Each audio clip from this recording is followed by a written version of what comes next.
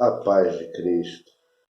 Segundo livro de Crônicas, capítulo 1, versículo 1 diz assim: Salomão, filho de Davi, fortaleceu-se no seu reino, e o Senhor, seu Deus, era com ele e o engrandeceu sobremaneira.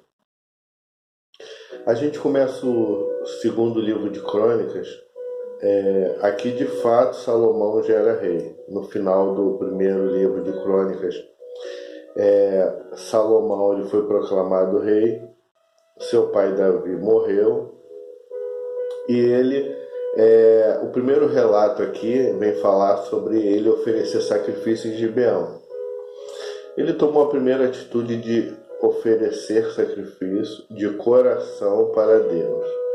E aí Deus, vendo a atitude sincera dele, naquela mesma noite, apareceu Deus a Salomão e lhe disse: pede-me o que queres que eu te dê. Então, aqui no versículo 7, Deus já fala com Salomão em sonho, e resumidamente, como é o livro de Crônicas, aí Deus já responde e Salomão fala assim: de grande benevolência usaste para com Davi meu pai, e a mim me fizeste reinar em seu lugar. Agora, pois, ó Senhor Deus, cumpra-se a tua promessa feita a Davi meu pai, porque tu me constituíste rei sobre um povo numeroso como o pó da terra. Dai-me, pois, agora sabedoria e conhecimento para que eu saiba conduzir-me à testa deste povo, pois quem poderia julgar este grande povo? E Deus fala com ele, porque ele pediu sabedoria: eu vou te dar glória, fama, riqueza, dá tudo para que seu reino seja um reino abençoado. O interessante aqui foi a pergunta de Salomão: quem pode conduzir este povo numeroso? Realmente, irmãos, quando Deus coloca algumas coisas em nossas mãos, nós não temos que achar que nós somos os sabichão, sabemos tudo. Colocamos na mão de Deus, porque é Ele quem conduz. Todas as coisas em nossas vidas, é o Senhor que tem que conduzir. A gente chega um momento, pelo nosso próprio intelecto, que a gente se tropeça nas pernas, porque a gente não tem momentos que a gente não vai saber por onde conduzir. E Salomão também não era o sabichão. Salomão ele pediu sabedoria a Deus, e Deus concedeu para que ele tomasse as atitudes certas nas horas certas. Como nós tomamos atitudes erradas, não é mesmo? Meu irmão, minha irmã, se não pedirmos a sabedoria a Deus, a gente só faz coisa errada, só faz besteira, coisa que não agrada a Deus. E aí Salomão foi bem sucedido por ter pedido sabedoria ao Senhor. Aí aqui no capítulo 1 já fala das suas riquezas, tudo que ele juntou de carro, cavalo, cavaleiro, importava cavalo do Egito e foi crescendo o seu reino. No capítulo 2, ele fez aliança com o Irão, rei de Tiro, aquela mesma aliança que Davi, seu pai, havia feito para que trouxesse o material para a construção do templo. O interessante aqui é que Davi ele preparou tudo. Ele comprou a eira de Ornã, que era o mesmo lugar que era o Monte Moriá, onde Abraão foi testado. Aplainou, preparou o terreno, preparou tudo e deixou prontinho para que quando Salomão pegasse, só construísse. E aí, meus irmãos, ele fez aliança com Irão, aí ele mandou material, deu algumas cidades para Irão, em Israel. E aí no 17, versículo 17 do capítulo 2, tem os preparativos para edificar o templo.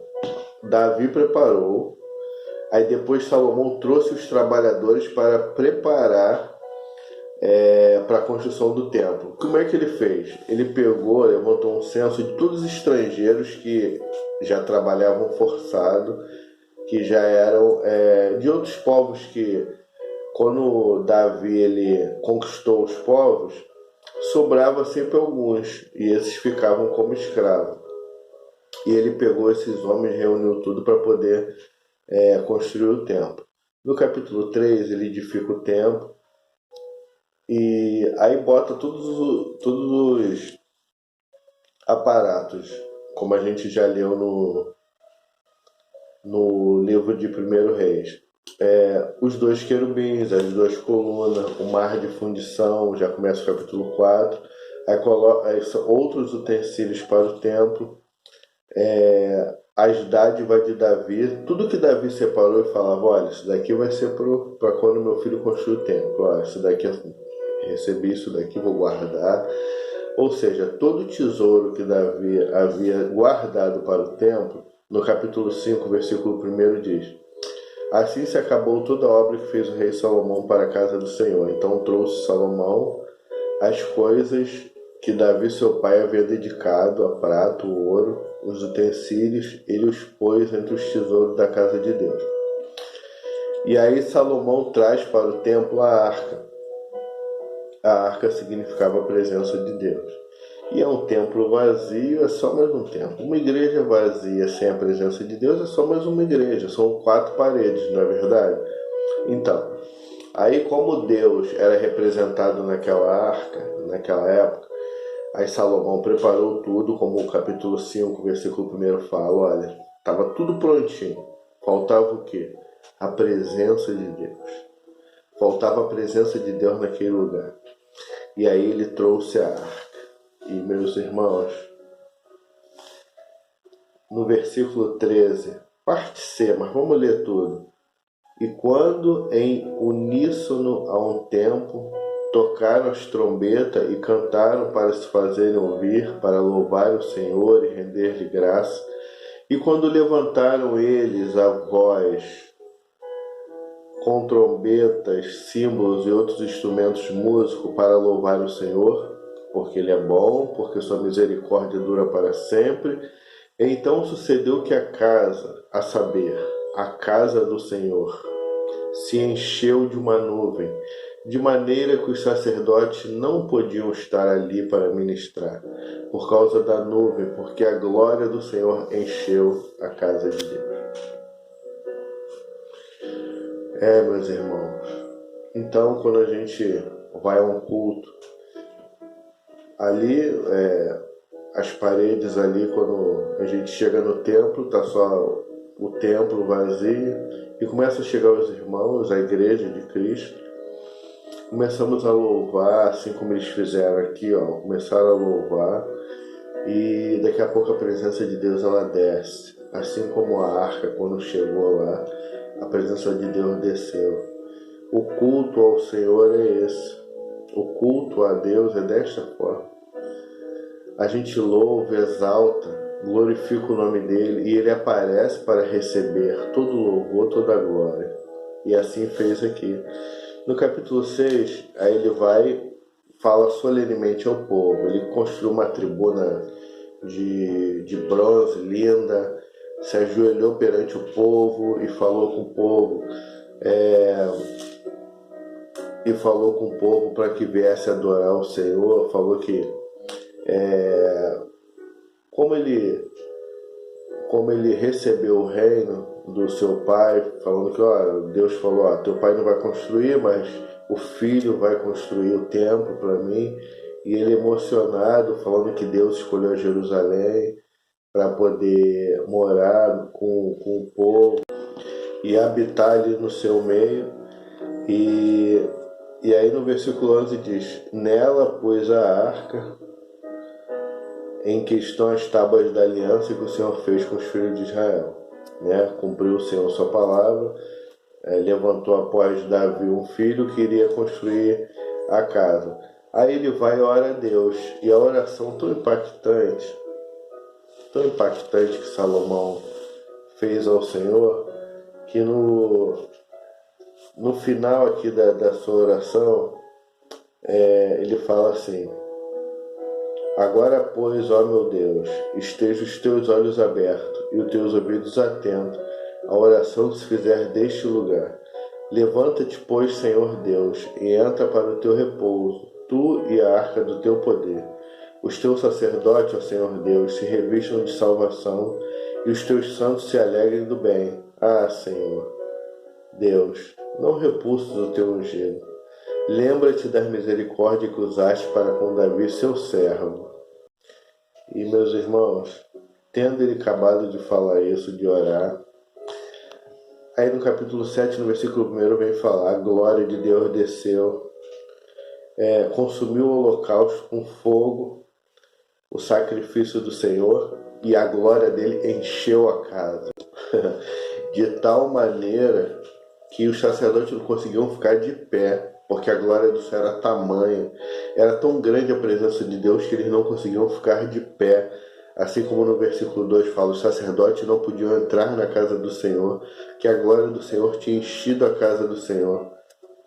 Todo mundo vendo descer o fogo e a glória do Senhor sobre a casa, se encurvaram com o rosto em terra, sobre o pavimento, e adoraram e louvaram o Senhor, ou seja, não ficaram de pé, se curvaram, adoraram o Senhor, porque Ele é bom, porque a sua misericórdia dura para sempre.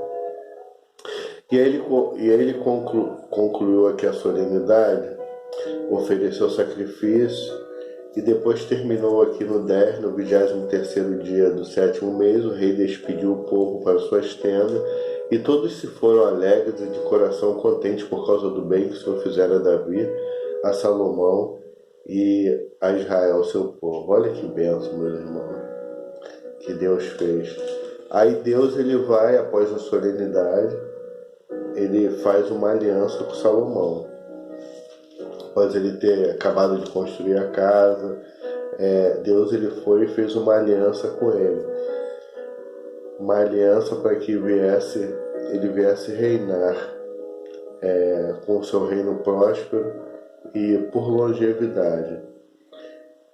E aí no capítulo 8, as demais atividades de Salomão, aí vem falar que ao fim de 20 anos, Salomão terminou a casa do Senhor e a sua casa, edificou as cidades que Irão tinha te dado e fez habitar nela o filho de Israel. A gente tem que entender que foi omitido aqui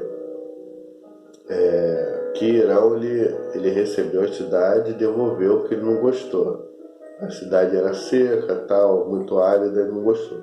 Aí aqui diz, edificou as cidades que Irão lhe tinha dado, ou seja, Irão lhe tinha devolvido. Crônicas ele não conta lamento, né, meus irmãos? Crônica ele conta as histórias, mas tira o lamento, assim como tirou de Davi. Não falou aqui dessa devolução, assim como não falou e nem falará, porque a gente vai terminar aqui no capítulo 9, a história de Salomão, antes das 12 tribos serem divididas. E não fala também que no fim de sua vida ele se deixou levar por mulheres, enfim. Só conta as glórias do reino mesmo, as crônicas, como a gente já sabe desde o início. Então, aqui nas demais atividades dele, ele fez subir a filha de Faraó da cidade de Davi para a casa que ele edificara, porque ele falou, não, eu sei que ela é filha de um rei egípcio que adora outros deuses, então não vou deixar ela junto aqui para não profanar. Foi assim que ele falou: não morará na casa de Davi, rei de Israel, porque santos são os lugares nos quais entrou a arca do Senhor. Então ele faz uma separação ali. E aí no 9 vem contar a história da rainha de Sabá, sobre a sabedoria de Salomão, que ele havia de ter. E o interessante aqui no versículo de número...